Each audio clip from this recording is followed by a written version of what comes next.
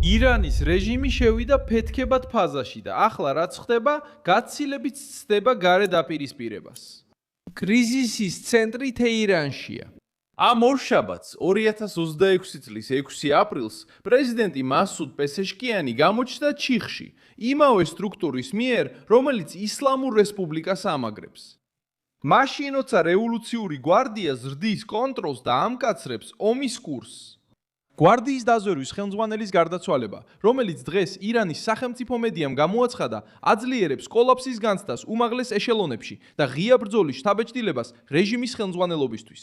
რაც მოხდა მარტივად რო ვთქვათ, იყო შემდეგი. პრეზიდენტთან დაკავშირებულმა პოლიტიკურმა ფრთამ სცადა მოლაპარაკებული გამოსავლისთვის გზა გაეხსნა, მაგრამ სამხედრო და იდეოლოგიური ფრთის რისხვას წააწოდა. ვინ არიან ამ დაპირისპირებაში? ერთი მხრიდან პესეშკიანი და მოლაპარაკებებისკენ უფრო მიდრეკილი პირები, როგორიცაა მოჰამედ.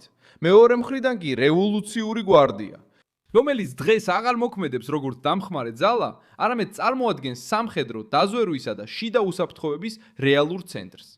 როიტერსმა აჩვენა, რომ პესეშკიანის განცხადამ, რომელიც პირობას დებდა სპარსეთის ყურის ქვეყნების წინააღმდეგ თავდასხმების შეჩერებას, მყისიერი რეაქცია გამოიწვია რადიკალურ წრეებში და პრეზიდენტი იზოლებული გახდა დამამცირებლად დაეხია უკან. ეს პასუხობს კითხვასაც, როგორ?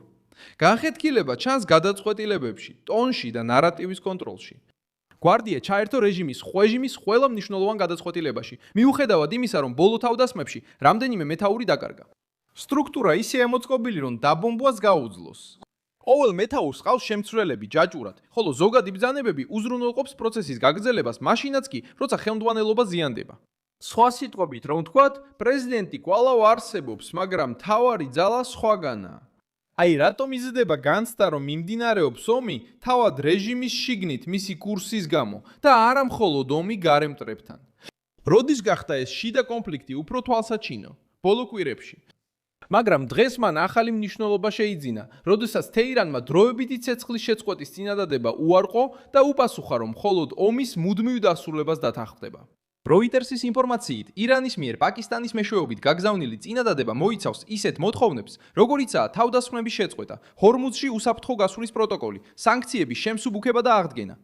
დონალდ ტრამპმა უარყო ეს გეგმა, განაცხადა, რომ ეს საკმარისი არ არის და შეინარჩუნა ვადა სრუტის ხელახლა გახსნისთვის.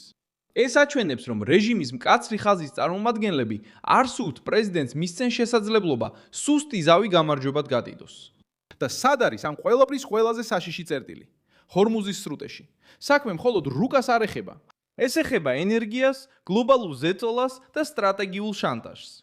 როიტერსმა დღეს გაავრცელა ინფორმაცია, რომ ბრენტის ნავთობის ბარელი კვლავ გაიზარდა და თითქმის $109.60 მიაღწია. ანუ ირანის რეჟიმი ჰორმუზს ბერკეტად იყენებს, რადგან იცის, რომ როცა ამ მარშრუტს შეეხება, ზეწოლას მხოლოდ ვაშინგტონზე კი არა, სხვებზეც ახდენს. ის ზეწოლას ახდენს გლობალურ ბაზარზე, ზეწოლას ახდენს მთავრობებზე და ეკონომიკურ შიშს ავრცელებს ახლო აღმოსავლეთზე ბევრად უფრო შორს. ამ შიდა დაყოფის მიზეზი პირდაპირია. რევოლუციური გვარდია თვლის, რომ ახლა მოლაპარაკება შეიძლება ნიშნავდეს ძალაუფლების, ფულის, რეგიონული გავლენისა და რეჟიმის მომავლის კონტროლის დაკარგვას. როიტერსმა თავად აჩვენა, რომ ომის დაწყების შემდეგ გვარდიელებმა კიდევ უფრო დიდი წონა მოიპოვეს ეროვნული ხელმძღვანელობის დონეზე. აქ მოლაპარაკება მშვიდობად არ აღიქმება. ეს აღიქმება როგორც უკან დახევა. ქუჩებში რეჟიმი ცდილობს სხვა სახე წარმოაჩინოს. პეზეშკინი და სხვა ოფიციალური პირები ბოლო დღეებში საჯაროდ გამოჩნდნენ თეირანში, რათა სიმტკიცე გადმოეცათ და უთქმელად ეთქვათ, რომ სისტემა კვლავ მყარად დგას. მაგრამ ეს ნორმალურობის თეატრი ბევრს ამბობს ზეწოლის მასშტაბზე. როცა ხელისუფლებას ქუჩაში გასვლა სჭირდება იმის დასამტკიცებლად, რომ ჯერ კიდევ მართავს, ეს ნიშნავს, რომ მიწის ყევას გრძნობს. თვითონ როიტერსმაც არწერა ეს გამოჩენები, როგორც სტრატეგიის ნაწილი, რათა ეჩვენებინათ, რომ ისლამური რესპუბლიკა თავდასხმების მიუხედავად არ გატეხილა. მიუხედავად იმისა, რომ ახალი უმაღლესი ლიდერი საჯარო თვალსაჩინარიდან გამქრალია და მოლაპარაკებები ჩიხშია შესული. საბოლოოდ ერთი ამბავია, ირანში მძვინვარებს სასტიკი დაპირისპირება პრეზიდენტის პოლიტიკური გადარჩენისა და რევოლუციური გვარდიის დაპირისპირების ლოგიკას შორის. საკითხი მხოლოდ ზავი არ არის, არამედ ის, ვინ მართავს რეალურად, ვინ განსაზღვრავს მომავალ თავდასხმებს და ვინ წყვეტს, შეეცდება თუ არა რეჟიმი ამოისუნთქოს, თუ კიდევ უფრო ჩაძირავს რეგიონს საშიშ ესკალაციაში. ეს არის ყველაზე მძიმე განხეთქილება ირანის ხელისუფლების გულში.